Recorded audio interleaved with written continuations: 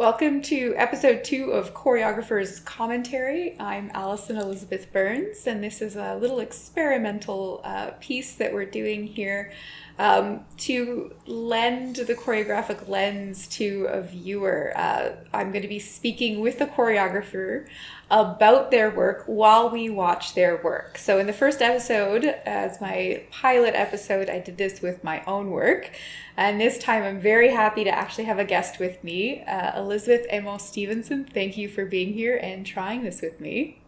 Thanks for having me, Allison.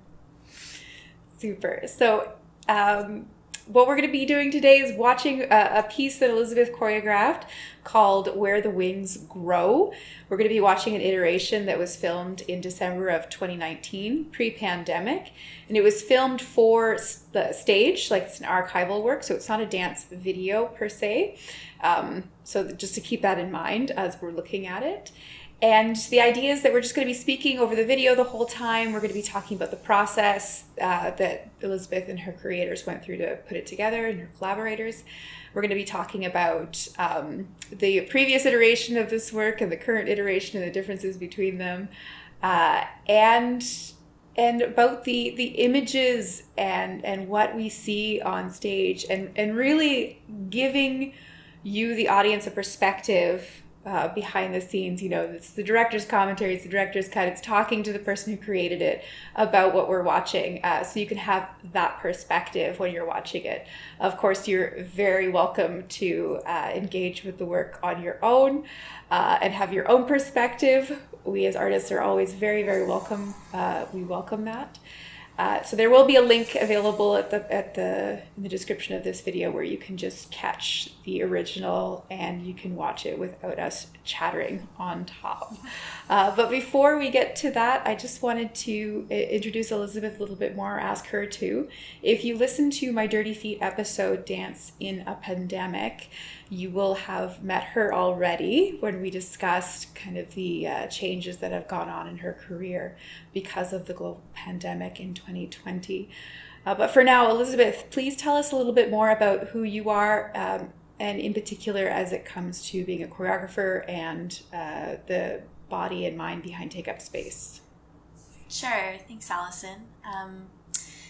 As mentioned, I work under the name Take Up Space, and for me that's about creating an environment for my collaborators and for the people who view what we do that is inclusive and comes from several lenses, but one of them I will name as being from an intersectional feminist lens. So as a dance artist, my work includes choreographing on other people. It includes collaborating with dance artists and artists outside of that field in music or theater or visual arts, performing my own work, but mostly the work of others, and facilitating and educating within dance. Wonderful. So we're going to have like a little smorgasbord of that today in terms of, we're going to see your creation and we're going to do some education as well. So without further ado, I'm going to go ahead and start sharing this video so that we can watch it along with Elizabeth and her commentary. And I'd love to now take the time to talk about this work in particular, of course, Where the Wings Grow. What was the seed or the impetus for the start of this project, Elizabeth? It started in 2018 as a work that I proposed to Dancer Studio West for their annual Alberta Dance Festival. And it started off as an idea that became a physical manifestation of the idea around reconnecting the wilderness within with the wilderness outside of us, and trying to return to the idea of those two things not being separate entities, and dissolving the barriers between what we view as ourselves, our own little selves, and what's outside of us, and how we can connect those, and sort of what those connections are and what they look like and what they feel like. Yeah. which matches very well with the overall theme of the festival that year, which was the wild. So it was a strong proposal. Obviously, they chose it, and there you go. Now, I would love to talk about how what we're seeing right now is not exactly what you displayed in Calgary. Can you tell us about how this second iteration came to be and why it differs from the first? Sure. I'll name the dancers that I started working with, because credit where credit is due. I started working with two dancers who were at the time based in Calgary, Hilary James and Lindsay Bowman. We performed it at said festival, where Allison and I were lucky enough to work together. She was also present and working at that festival. And then I came back to Ottawa and had the chance to present this work as it existed back then, but I did not have the funds to fly in the dancers from the West Coast. So I asked Sarah and Lois if they would be interested in working on it, and they agreed. And then it worked out so well together, just presenting that shorter version of the work, that I decided that I would like to expand the work and continue working with these two dancers in particular. So from maybe September to the beginning of December 2019, we had a very brief but intense creation process to build the work up from 12 minutes to about 30 minutes. And what's not so visible in this video, but which exists as another element of the work, is that I worked with a visual artist and installation artist named Joanne Diro. And she came into our process. She sketched the dancers. She listened. She watched. She created poetry, which she read at the beginning, and she had an installation performance that was sort of the opening to the work itself. So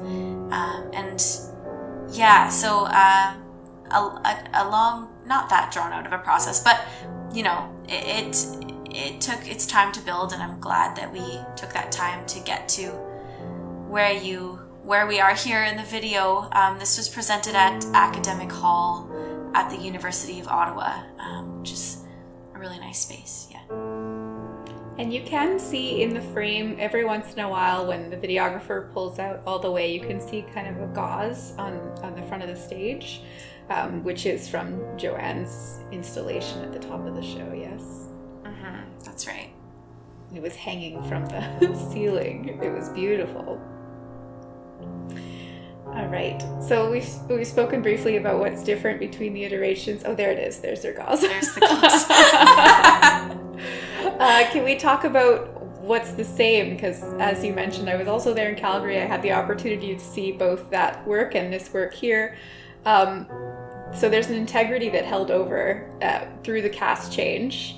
Can you talk about what those core elements of the work are? What is important to you to have kept from one version to the next, and then to this extended third version as well?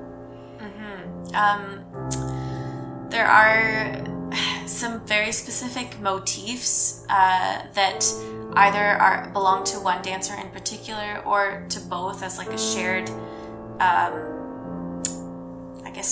universe, you could call it. And those all stayed. Those were created mostly with the original dancers. And there was a lot of time spent, I'm just remembering this now, there's a lot of time spent around like exploring how vulnerability could be represented in like one gesture, or like how can you be the most present in this space, in this moment right now, and can that be represented in a small movement? Can it be encapsulated in something singular? And so those they've stayed the entire time from the beginning of the creation to what you see presented on stage. Another thing, Allison and I had a good laugh about this before, is that there was a taller dancer, Hilary, in the first iteration, and Sarah is the taller dancer in this production. I kept that. Lois and Lindsay are both shorter than the taller dancers. And I realized after Allison mentioned it that there is a reason for that. There's some specific movements and sort of like calculations in space and with bodies that require that. So that I kept that, like, the tall dancer role for the tall person. Another thing that stayed is that Lois's role, Lois is in front of Sarah in this, if that helps you identify her. Lois's role was very set from the get-go when Lindsay originated it, and the chunk of that work that became part of the larger work, that remained completely whole. Of course, Lois has her own interpretation and her own way of embodying the work, but the set material stayed with her. Sarah's role involves a lot of improvisation, but the sort of the parameters of the improvisation and the world that we're trying to generate remained the same. Had a lot of conversations about, like, inner stories and how that translates, and the relationship between the two dancers, so that even though they're not the same people, we get a similar feeling and, like, essence of the work that still allows the performers to be present in their own way. There is a section coming up that we wanted to go through the nitty-gritty a little bit more deeply. So please stop me if we get there before I finish my question or you finish the answer. But I wanted to talk about the interpretation and the you can see a little bit as the videographer gets closer. You can see that their faces are emoting. There's a very, like, clear direction that they've been given as far as, like, interpreting the roles. Can you speak a bit to that, what the direction is or how they created it? Sure. Just checking in at the video now. We're good.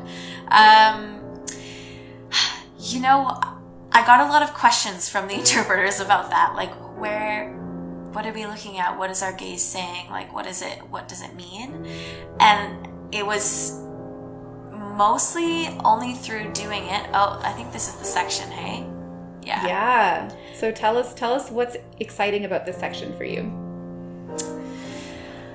Good question. I think that I seem to pick beginnings to pieces that occasionally make the viewer, I don't want to say suffer through, but, like, I'm very patient and I love repetition, but I know not everyone's like that. And this is where the action starts. So that's why I chose to start here. That's not to say that minimal movement isn't important, but I understand that for some people it's challenging.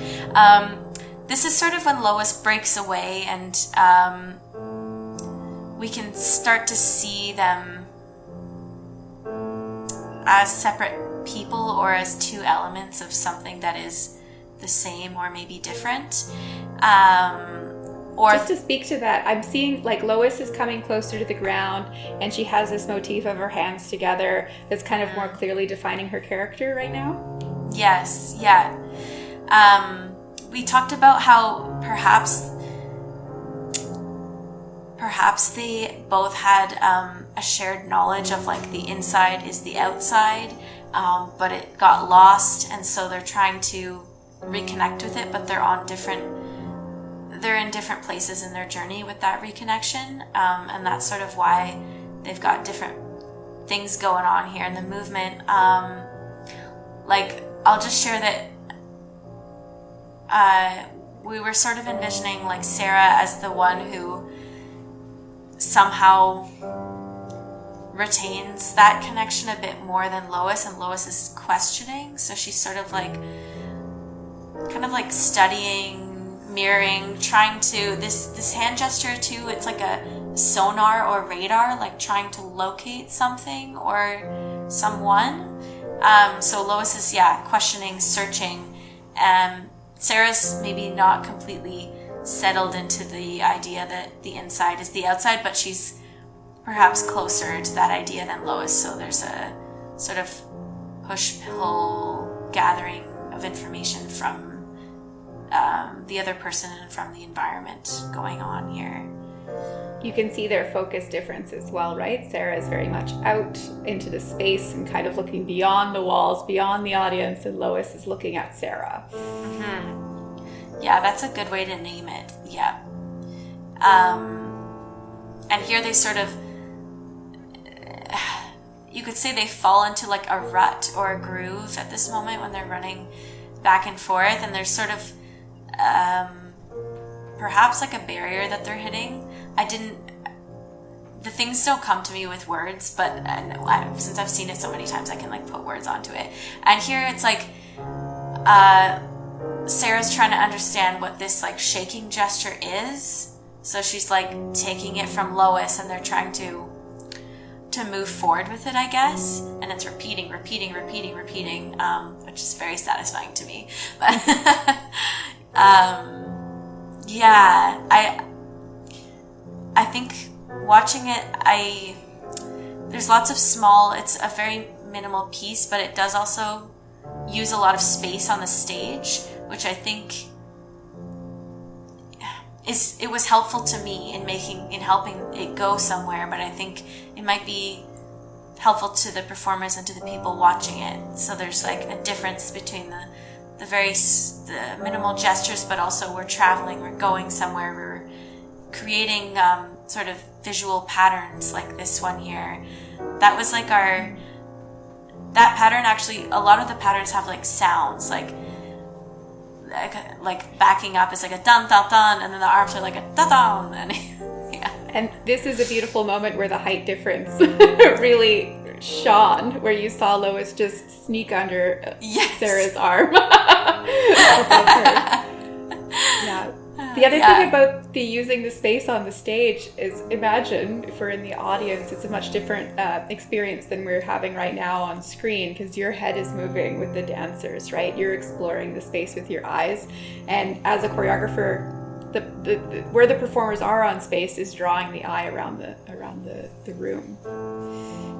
Something I've been doing for the last, 3 years is that I draw out the choreography. I do like one sort of scene and then the next scene, so I can see where it's going in space. So I like doing that, and I find it helpful, and it's kind of cool to trace where they're going with your eyes, as you were saying. For me anyways, I enjoy that. I wonder if, speaking of the like the rhythms that you're creating for the space in here, like we can hear it's very low, and when you watch the video proper, you can hear the music, but what's the relationship between the movement and the music?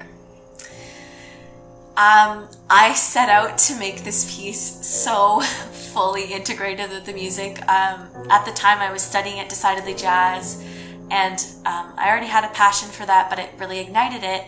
It didn't end up happening that way though. I was honestly going to choreograph to like each sound, but it would have ended up being not feasible for me at the time. So the music is sort of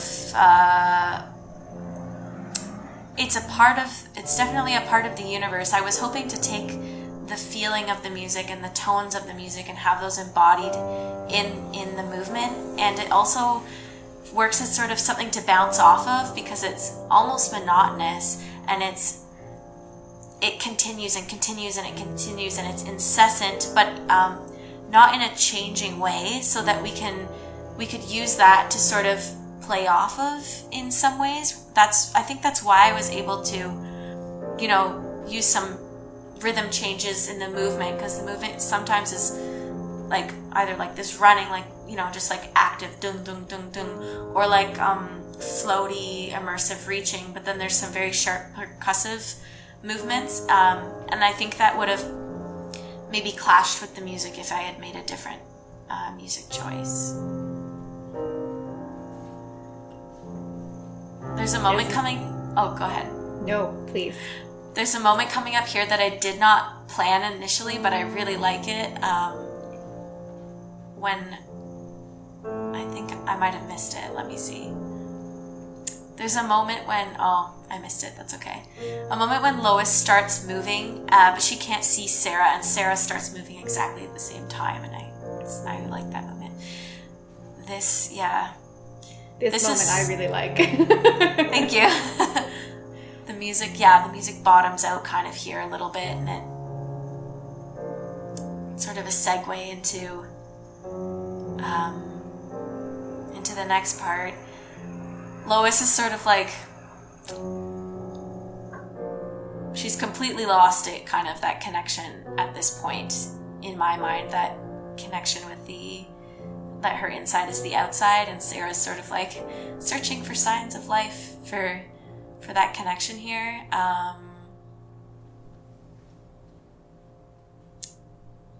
Yeah.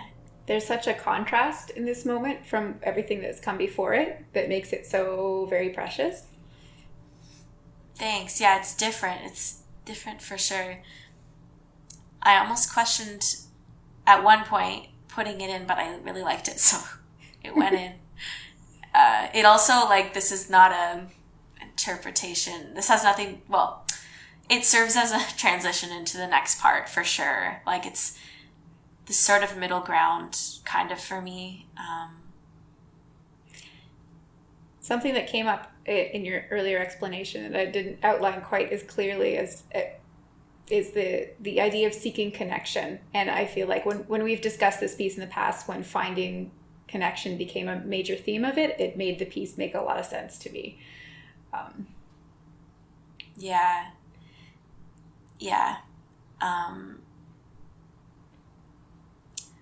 Here, I feel like, this moment is sort of like Sarah's getting closer and closer to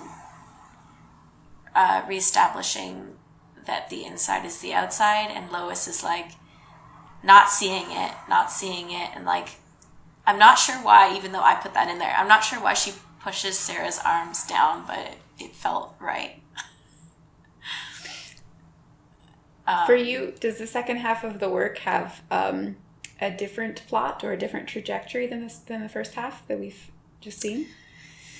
Kind of. Since I started with the second half is the original section. I guess that the first half is sort of like the prelude for me in my mind.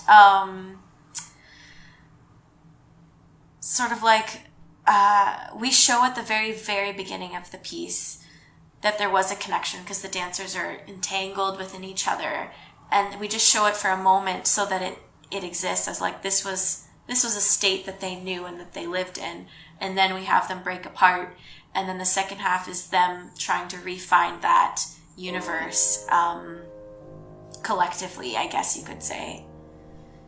Yeah.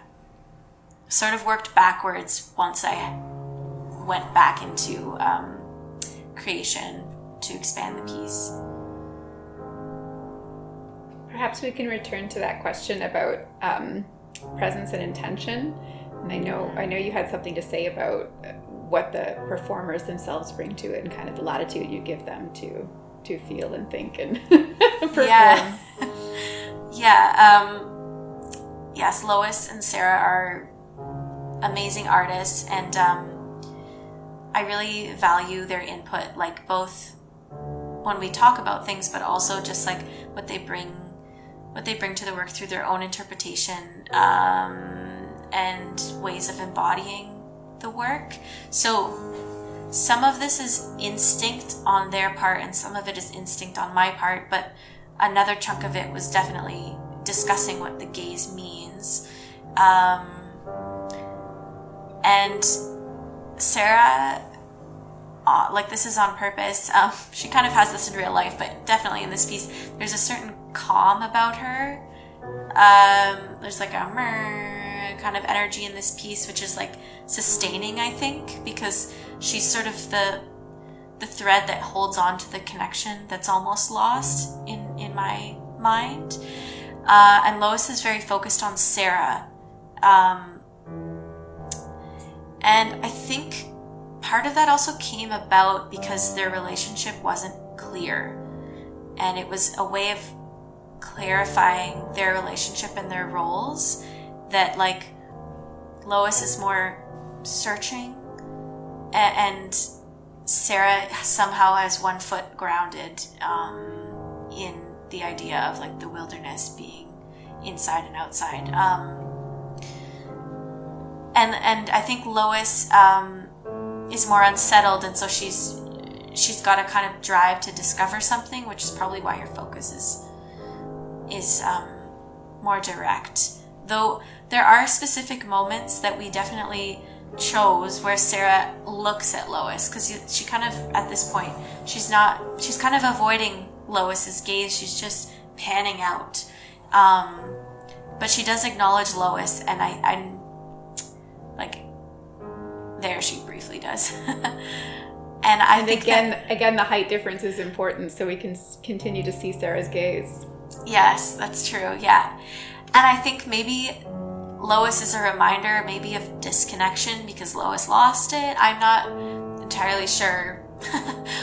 Who is sure then? If I'm not sure, we don't know. But it definitely is important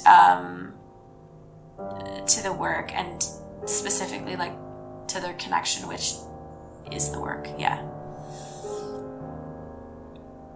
Here is them sort of like, they're in this little nucleus bubble where they're like remembering what it was to be at one with, wilderness and with themselves, which in my mind, this is very vague, but in my mind, it's like all the same, which is why, like, if their connection is broken, then their connection to the environment is broken too, because it's all interconnected. And this is when you see, like they're not in sync yet, but they're kind of working on it, I guess you could say.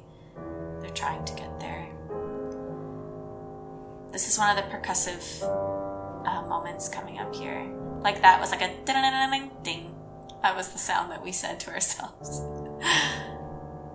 And this section, or this little bit here, I think we called it the tree branch section because it was pretty corny, but it probably came from an exploration around trees or something.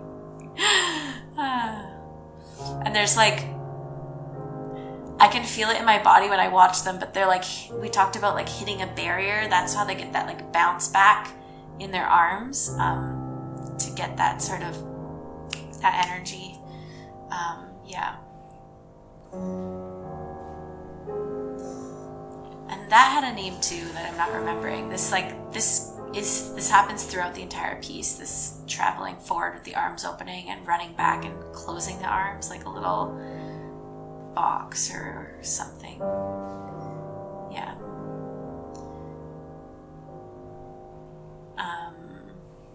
Can we talk about the choices you made for costuming and hair? Sure. You've dressed them the same. They have the same hairstyle. Yeah.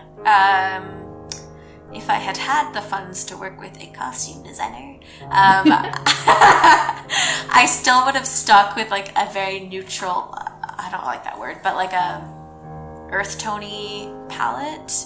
I didn't want the costumes to stand out too much. I kind of wanted them to just be a part of the performers, if that makes sense.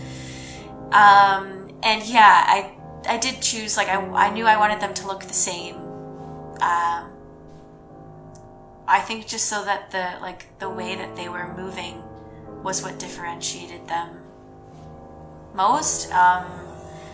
Also, I kind of tend to make like simple costume choices, mostly for budget reasons, but also because I run out of time to devote a ton of thinking to it. But I mean, I did think about it.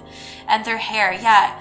I don't know why we decided on that. I think because it felt freer than like a pony, and I definitely didn't want a bun. And the hair all the way down would have like got in the face. Yeah. Half up, half down is like a versatile hairstyle choice for dance, I think.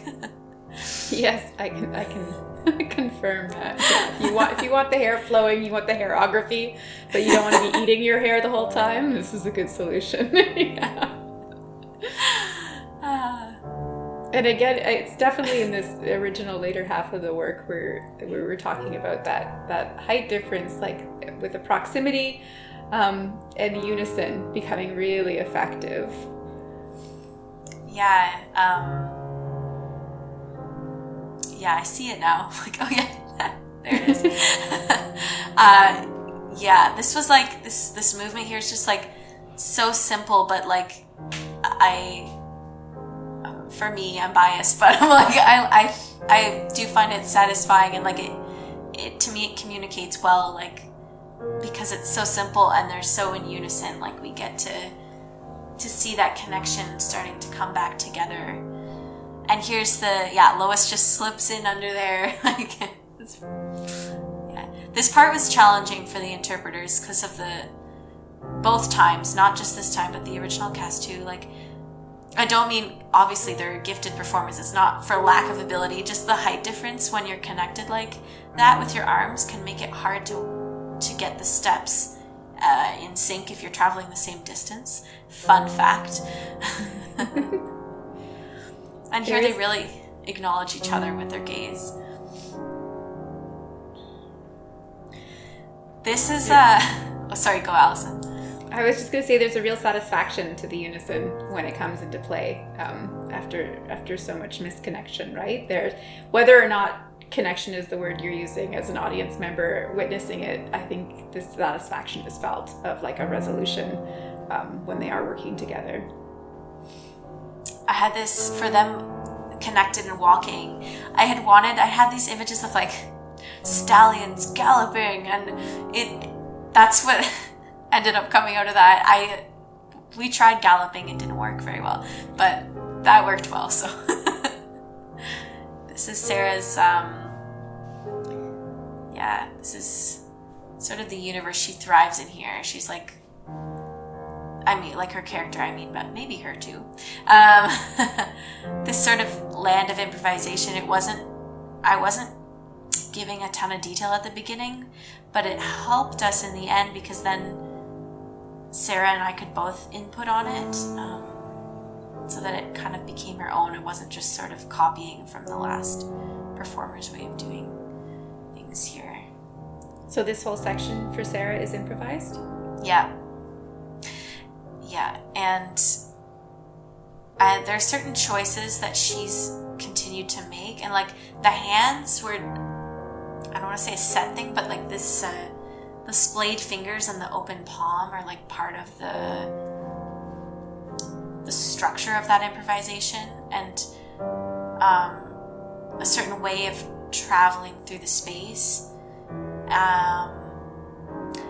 and the groundedness. I think Sarah really added that on her own, like the big lunges and sometimes going almost to the floor, but it really became integral to, I think, her interpretation of it. I will say here, if I had a choice, I would change the ending, because we made a change.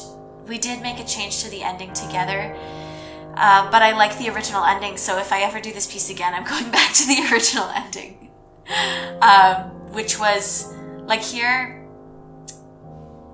Lois is like embodying Sarah's understanding of like that freedom, the inside is outside, but before Lois had continued to have her own set movement. So like I kind of like that because there was a bit of a discord about it, like maybe she made the connection back with nature, or maybe she didn't, or maybe she did it in a different way, and I miss that now when this is still like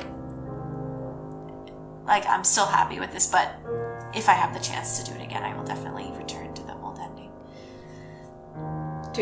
Would it be fair to say the old ending was like a less resolved ending? Yes, like Sarah did not join Lois here for these fronts, backs, which I might have still kept this bit. I'm not sure, to be determined. But I kind of like not everything being resolved at the end. I don't know, because that's kind of how so many things in life work. It's like it's not fully resolved, but that's the way it is. Absolutely. Oh, thank you so much, Elizabeth. I loved hearing the alternate ending. I loved hearing what your choreography sounded like. Da-da-das and whatnot. And it was wonderful to hear the journey of how the piece came to be. And so often that is the case where, well, hopefully, the things that we love, we continue to work on and grow and change, and they evolve with us and with our collaborators. Is there anything more that you wanted to say about the work, about the music, the interpreters, the process? Let's think. The music, yeah, I don't think I touched on this enough, but the music was like a very big part of it. Like the piece started as just an idea on paper, and then the next step was the music, was listening and listening and listening to the music before even going into the studio. And yeah, I fell in love with this music for sure. And like this,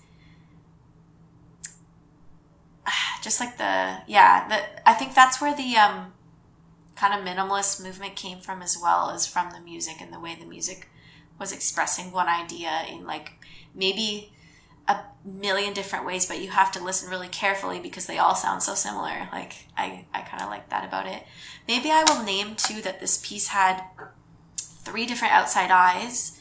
So it had you, Allison, for this iteration, and then Linnea, Swan, and Sasha, Ivanochko when it was created for the annual Alberta Dance Festival. So it's had its fair share of outside eyes, but and all very helpful to shaping it and getting different perspectives.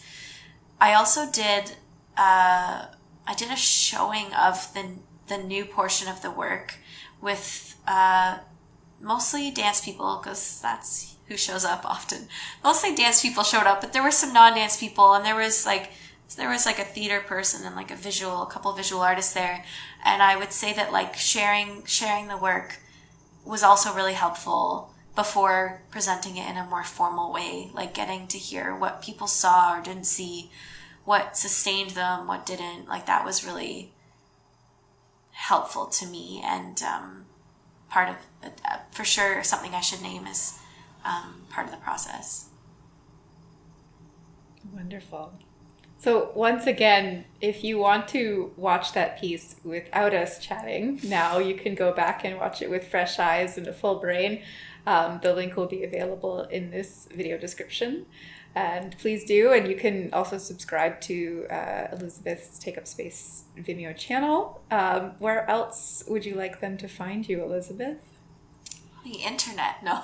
but actually, you can find me at Take Up Space Dance on Instagram or on Facebook. And I also have a website, takeupspacedance.com, that you can peruse at your leisure or send me an email if you want. Yeah. Wonderful. That wraps up episode 2 of Choreographer's Commentary. If you have suggestions of works that you would like to dive into, choreographers you would like me to speak with, please let me know. I would be more than happy to continue this project. And thanks again, Elizabeth.